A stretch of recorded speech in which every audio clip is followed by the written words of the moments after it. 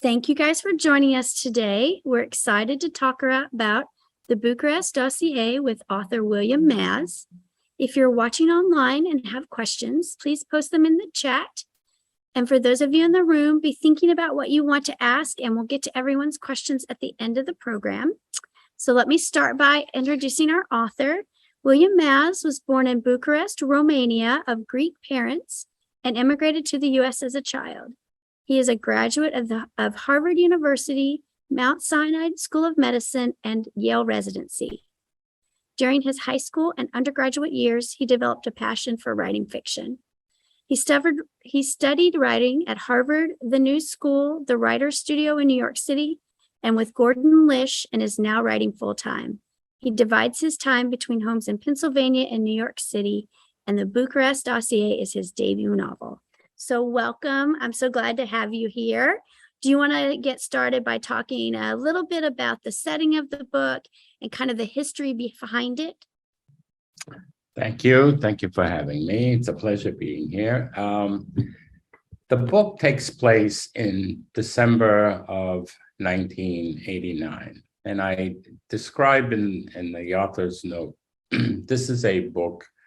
It is a love story nestled inside of a spy thriller, nestled inside of a historical novel, with all three levels working at the same time.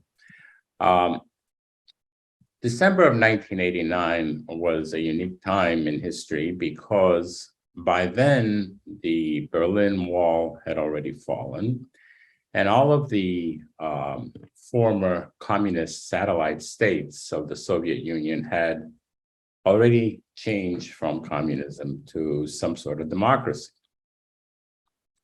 Only one country remained, however, and that was Romania.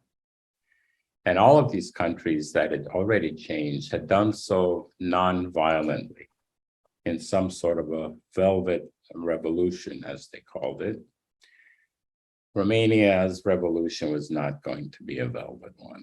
It was the only violent revolution that took place during that period, during this transition.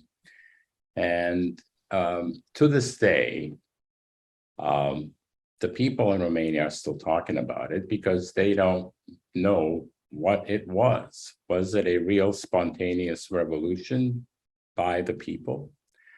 Or was it a coup d'etat created by some of the old guard that came to power after communism fell? Or was there an outside country involved? And so these questions remain to this day. So the book starts with my protagonist, Bill Heflin, who is a Romanian expat, came here when he was 8 years old, like myself. So we can go into how much of my own history I put in there or not.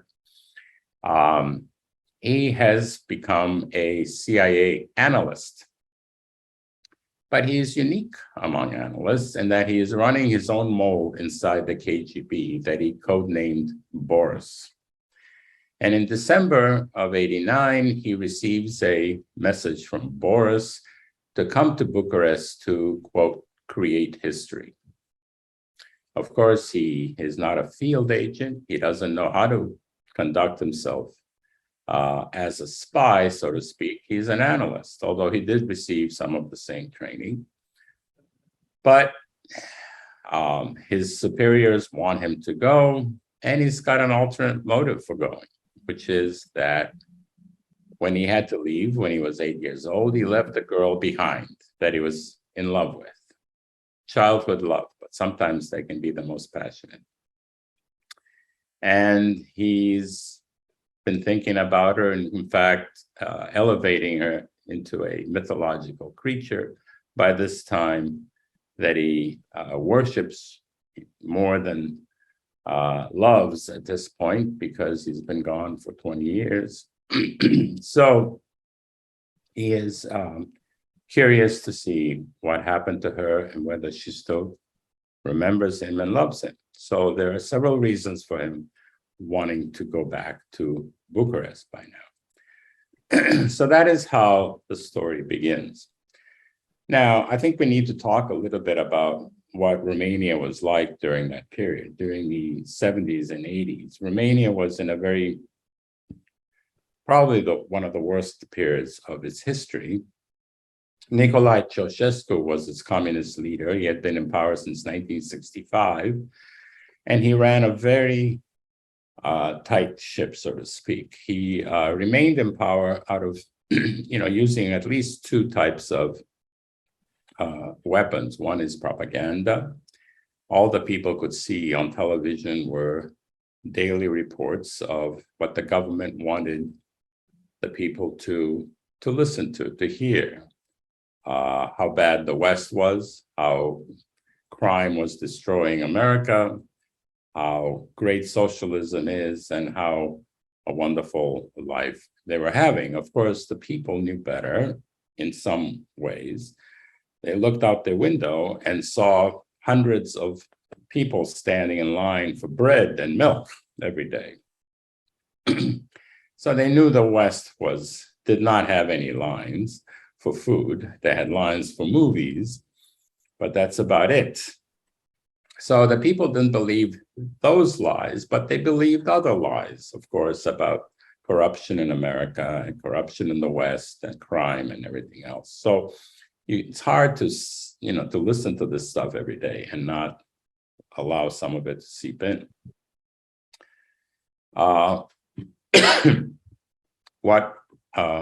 The fear part of the equation, he conducted with his secret police, the Securitate it was called. The secret police was all powerful. They had files called dossiers on practically everyone in the country. And they spied on everyone. All telephones were created in the factory with a microphone inside of them, which they could flip on from the central station and listen not only to your conversations on the phone, but to everything that was going on in the room. So if you went to somebody's house, you would normally see the telephone cord going from the wall into a closet or a drawer in order to muffle the sound. Excuse me. I have to get a glass of water here.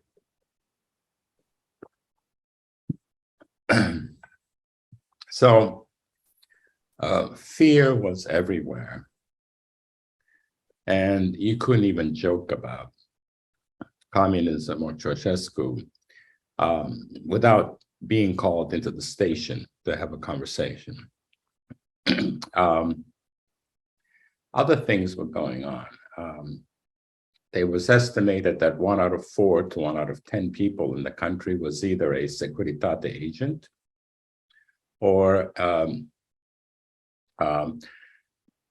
informant who would inform on you or your parents or anybody else. And nobody knew who they were, of course. It could be your cousin, your classmate, the lady next door. And so everybody lived in fear. There was no resistance movement because all the people that had resisted at any one point were either in jail or in psychiatric wards. There were thought to be over 100,000 people in psychiatric wards when Romania fell. So it was a very repressive society. And everybody was wondering what is going to happen to it. Every other country had left communism behind. How is Romania going to do it? So the revolution started in a city called Timișoara, which is a city near Hungary, in Transylvania. And it started with a priest named Laszlo Tokes, who was an anti-government person in his, I'm sorry, in his church, and the people gathered. The Communist Party wanted to throw him in jail or to move him, and finally, there are so many people there, over 100,000 people, that they didn't know what to do. And at some point, there were gunshots. Sorry, people thought they saw snipers. And in fact, the snipers were photographed and some were even caught. And nobody knew who the snipers were. And it was later discovered that they were from the Middle East. Some from Iraq, some from Lebanon, some Palestinians. They didn't speak any Romanian. So who had hired these snipers? Once the snipers started shooting, the military went crazy and they started shooting on all the people and there was slaughter. And that's how the revolution began. I'm losing my voice here.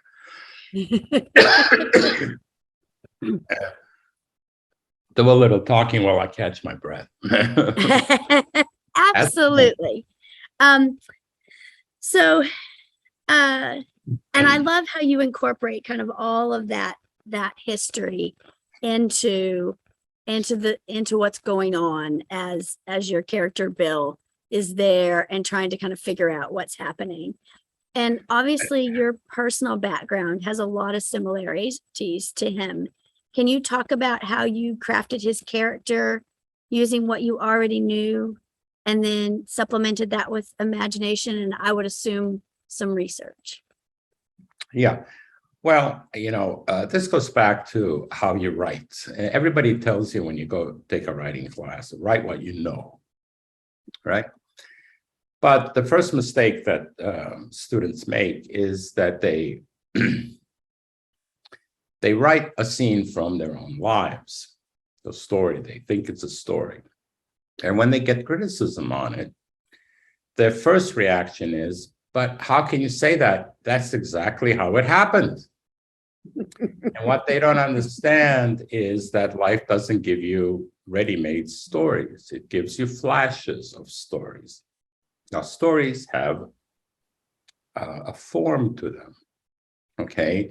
It goes all the way back to Aristotle. It's a 3-act play. And we still use the 3-act play today. And it applies to the novel also. So in writing, what you need to do is get kernels of your own life and use them to develop a higher truth than the truth you think you're telling by telling exactly what happened. So for instance, there was a girl named Pusha in my life when I was 8 years old that I left behind, but I never saw her again. The rest is fiction. I did go to Harvard, but the CIA never recruited me. There is a gentleman's club at Harvard called the Fly Club, but I was never a part of it. My roommate was, so I got to know a lot about it from him. So that's how you use your life. And from that, your imagination has to take over. A lot of the things that happened in Romania in the book happened to me, but not in the same context. So there was an actor named, I can't give you his real name, but the book name is Gabor.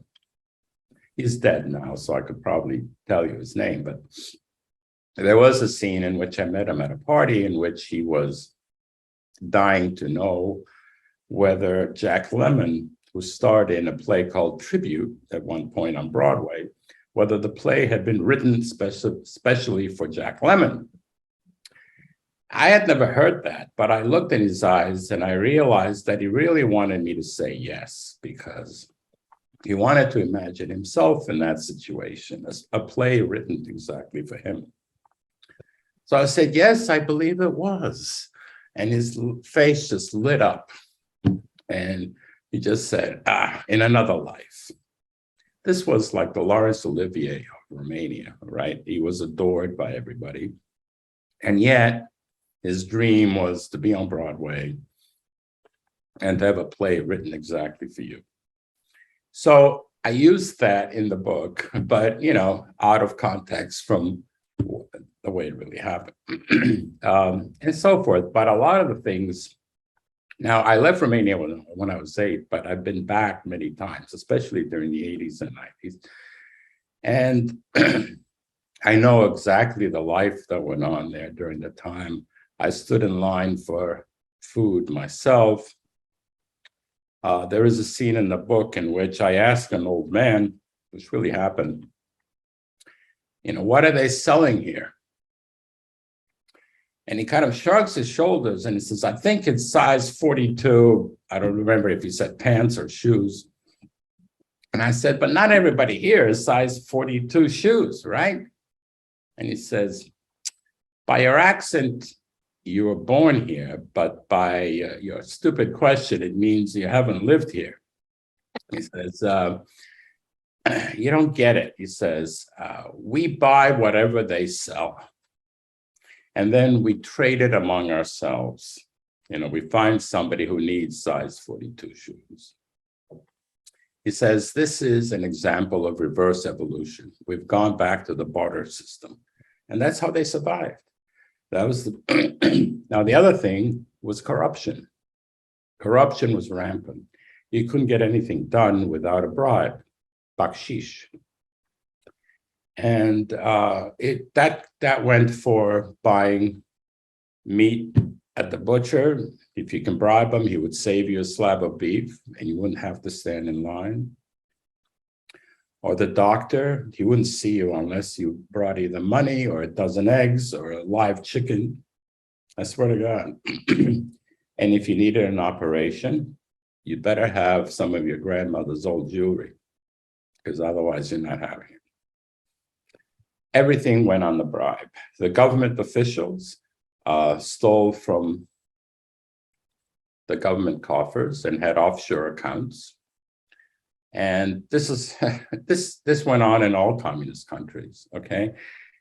Which actually goes to the present day, because that's what's, people ask themselves, why is the Russian army so bad? We thought they were one of the greatest armies in the world, right? It's because everybody stole from the coffers, of the army, of the military. They were it was hollowed out by all these guys who now are building $500 million yachts in Monaco. And so the military is only on paper. The money has been siphoned off. And that went on all over the communist countries. So that is the environment in which the revolution started, and it spread. And I will tell you how the revolution ends, because it's the background of the book, but it's not part of the plot, really. Right. Yeah. But what happens is the revolution spreads. And finally, Ceausescu realizes the time is up. So he and his wife get on a helicopter on top of the parliament building and try to flee Bucharest. And they eventually land in the countryside where they are caught. There's a kangaroo court for about 45 minutes. And then they are summarily executed, both him and his wife. And that's how the revolution ends. And why were they shot so quickly? It's because everybody was complicit. And that's the bad part about communism and totalitarianism. If you want to survive, you have to be part of the system. So corruption ran everywhere, from the top to the bottom. And all of them had stolen from the government, had done also, were part of the Securitate and so forth. So they all wanted to hide all of that stuff. All the Securitate files to this day have never been released. And there's a good reason for that, because it's got all sorts of bad information about the people who are in power to this day. And so are most of the people who were in power then still in power now, or have some of them are just not in power because they've reached old age? Or yeah, well, immediately afterward, the person who took power was a guy named Iliescu, who used to be Ceausescu's favorite guy. He used to be the head of propaganda, and then Ceausescu realized that Iliescu was liked more than Ceausescu was. So he sidelined him, okay? But here's the thing about Iliescu. He was a classmate of Gorbachev, who was in power at the time. So everybody thinks now that Gorbachev started the revolution, or at least helped it, and put this guy Iliescu in power, his old classmate. Now, Iliescu originally wanted a softer, gentler socialism, not democracy, the way Gorbachev wanted a softer, gentler socialism. But once the revolution started and there were so many people dead, nobody knows the exact numbers. The official number is like 12 to 1,500, but I think it's higher than that. But nobody, after all that violence, nobody wanted to even hear the word communism or socialism. You know, people were radicalized against all of that. So this guy Iliescu had to change his tune, and he no longer spoke about socialism. He spoke only about democracy.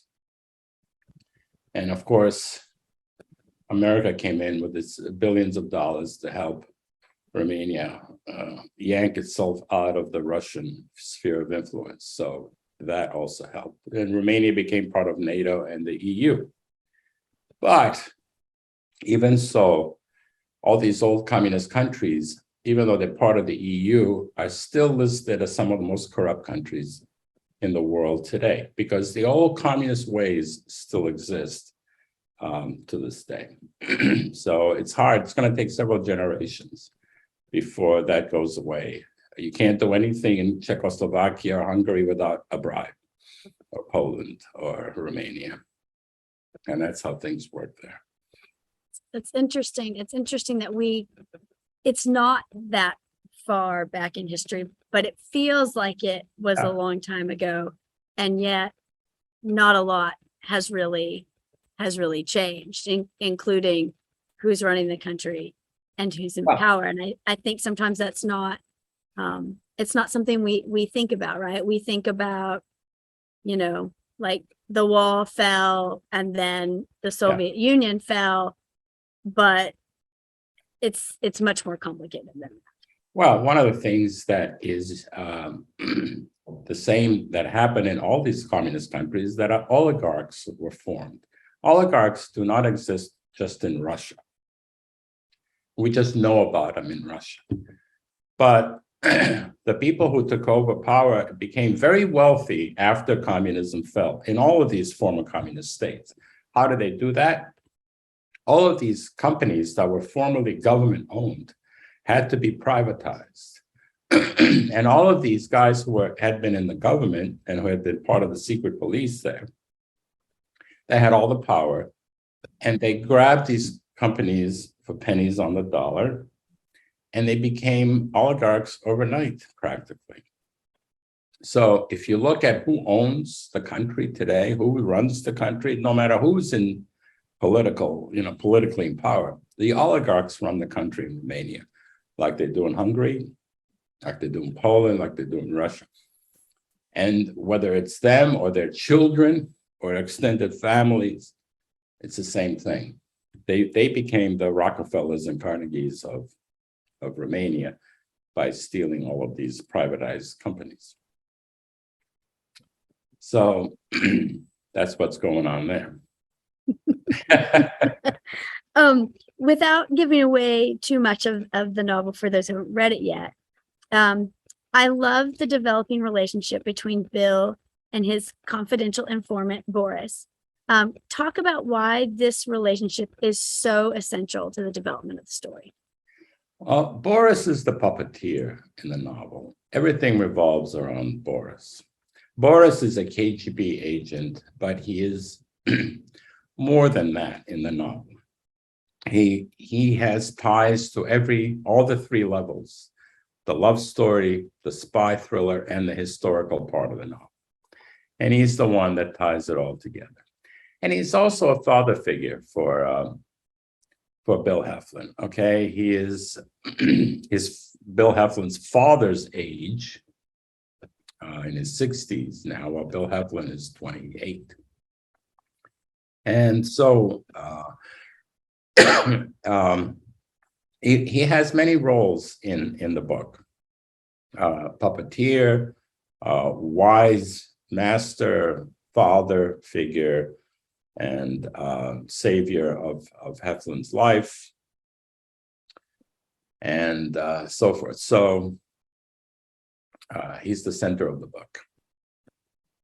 And I think it's interesting, and I think probably pretty true about what would happen, is that the American government is very worried that Bill is the only person that has contact with this person, and Right. that no one else knows who he is. And they're doing everything they can kind of behind the scenes to figure out what they can do to kind of circumvent him out of the distribution of the information that he's getting, right? Well, that's right, because Bill Heflin has become a star in the CIA. He's running his own mole in the KGB, and he is the best asset that the CIA has ever had. He's getting information directly from inside Gorbachev's office. So the CIA is jealous that they want to know who Boris is. Heflin doesn't know. And I go in the book as to how this whole thing started, which I don't want to really talk about now, but it's, Heflin just was basically presented with information from Boris. And this relationship went on, but it was, from Boris's side, anonymous. So part of the mystery is finding out who Boris is. Part of the mystery is finding out why Heflin is in Romania. He's not there just to observe. And so what was the question? I forget. Just the way the things the CIA are doing to kind of Yes, usurp and the what CIA he has. Yes. doesn't want to depend on Heflin to get to Boris. Boris is too important. And so they do everything they can to find out Boris's identity. And half of them don't believe that Heflin doesn't know his identity, and that he's working a deal behind the CIA's back, and so forth. So, when you live in that shadowy world, anything is possible. Yeah.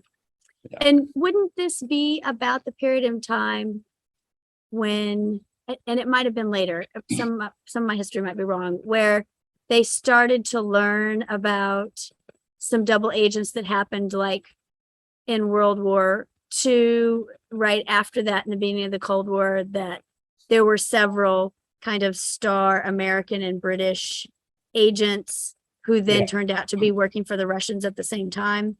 Or is that later in time? No, actually, it was a little bit earlier than that. The whole British, the Kim Philby crew, which were about 4 or 5 of British MI6 agents who were Russian agents, actually. They were, it existed in America too, but not on that kind of scale. They were rich people, they were rich guys. Went to Oxford or Cambridge. I think Cambridge. They went to Cambridge. Cambridge 5, they were called.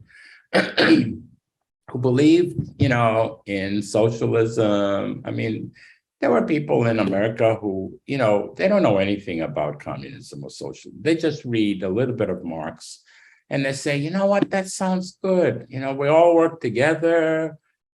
Communism comes from idea of commune, right? Because Marx never thought of big cities. He was thinking of communes, small communes where everybody, you work according to your abilities and you receive according to your needs. That was the whole idea. So there was no private property because why would you need it? We're all together. We're all one big happy family. Well, communism didn't work that way. Okay, it was all corrupt. The communes didn't work in the United States either. They didn't work in the US. Well, we went through that period too in California. Yeah, so but these guys in America, we had, remember, during the McCarthy era, we had actors and so forth who, had been in the Communist Party as youngsters, who were idealistic. They weren't communists. They didn't know what communism was. Right.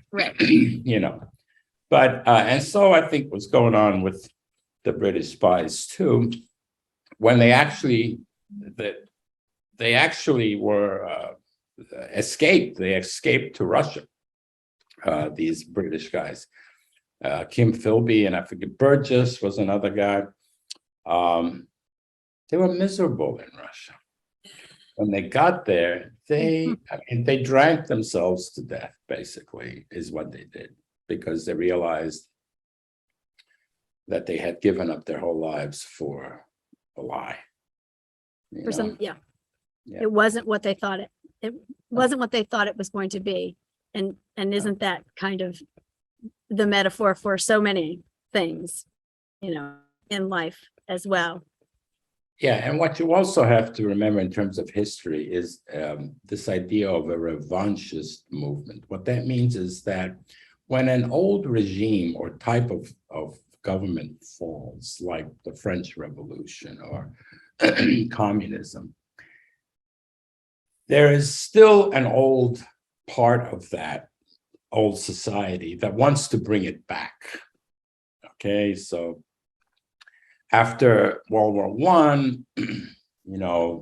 Germans wanted to come back stronger than ever because they were humiliated and destroyed. So you got Hitler. After French Revolution, you got the royalty wanted to come back. And eventually you got Napoleon, who put his own crown on his own head. Now you got Putin, who wants to bring back Russia from the ashes and make a great empire again. And it never, ever works because history moves ahead.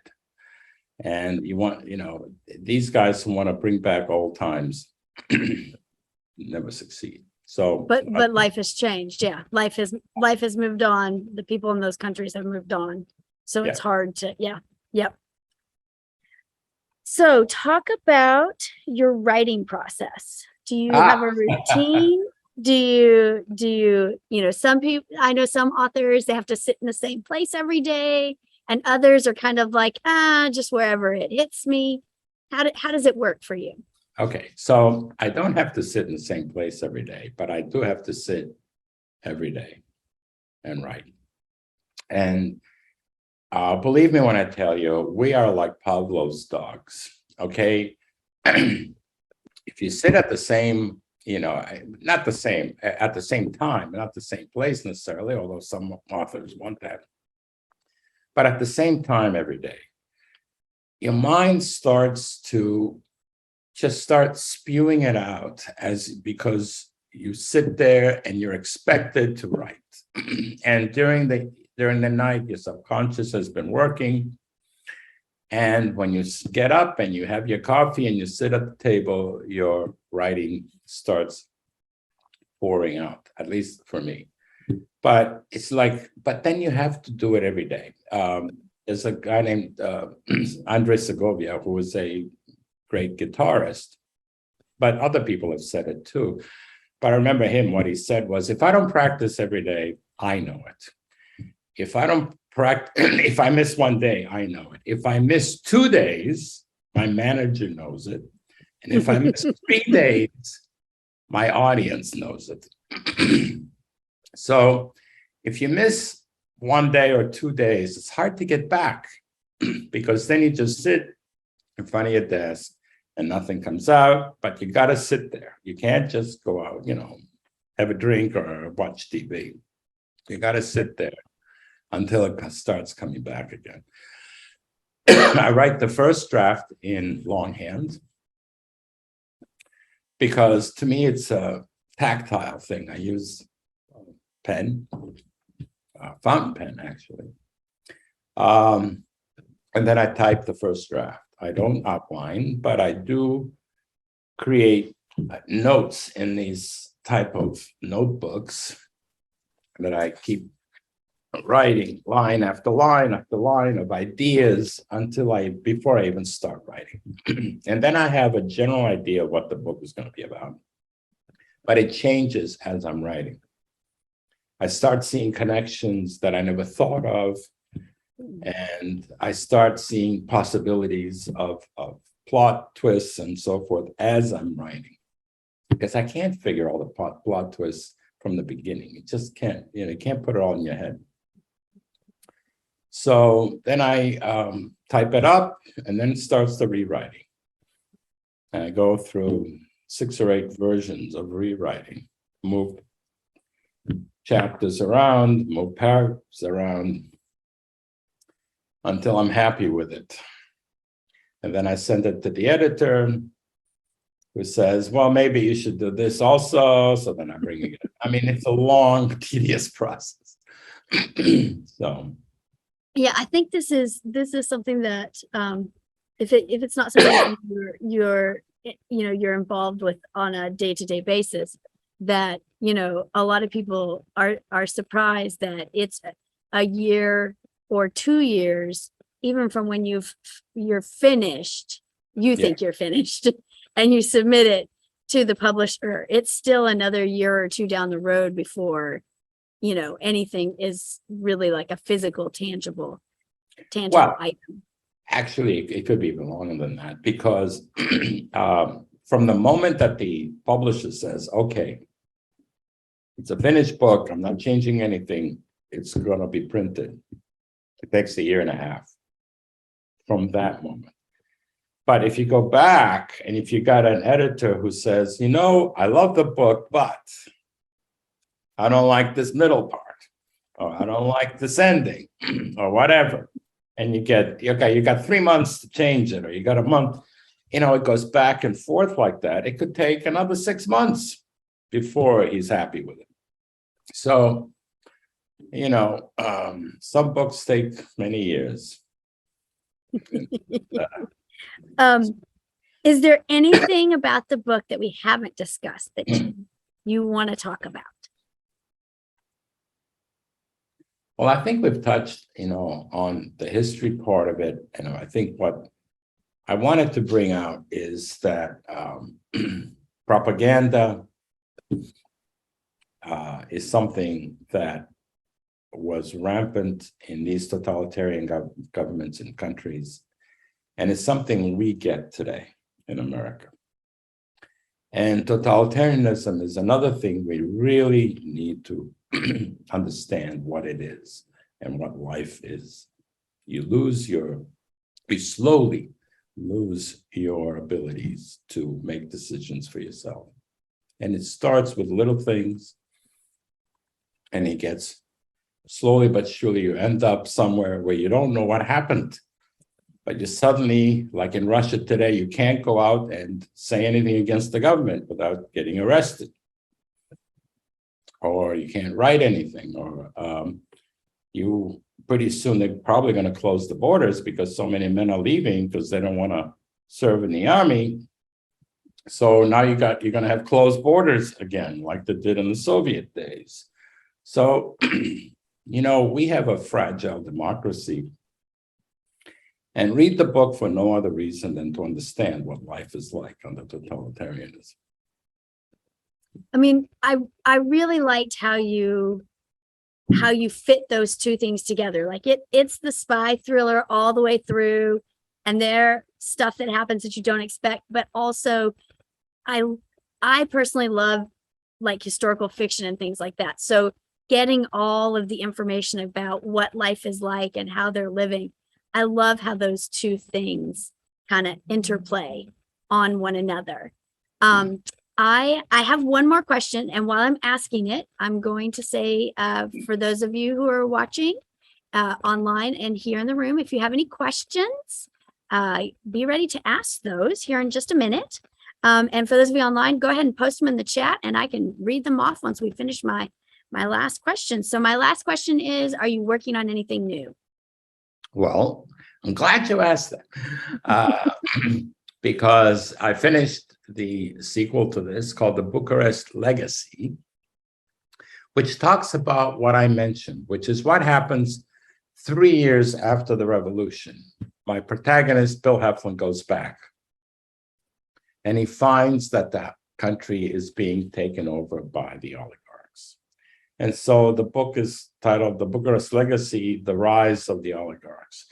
And what happened in Romania happened in every other communist country. So it is not just about Romania, it's about Russia, it's about all the other countries also. So that's what the book, it's coming out next June. Ooh, I'm excited Okay. for that.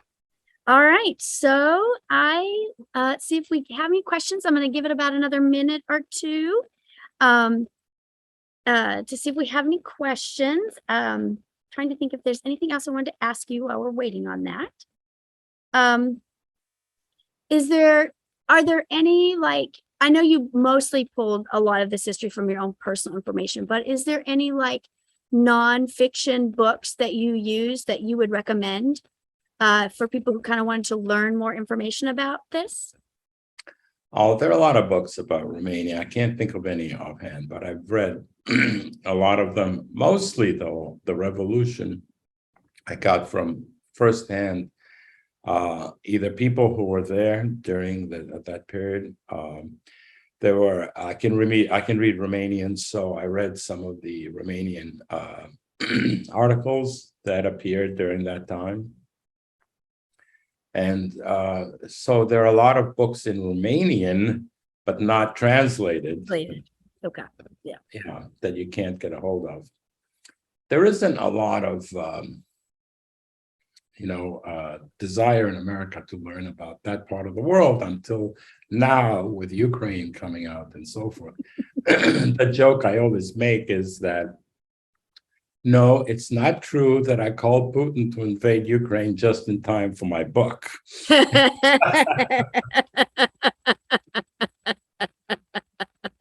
But it just happened that way.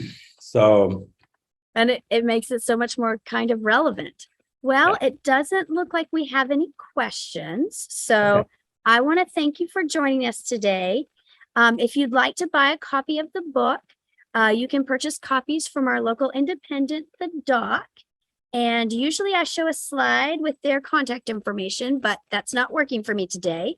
So I will tell you that they are over off Meadowbrook Drive, and they're generally open during the week in the evenings, but you can also order online from them. So if you just search The Dock Bookshop online, you can do an online order for them.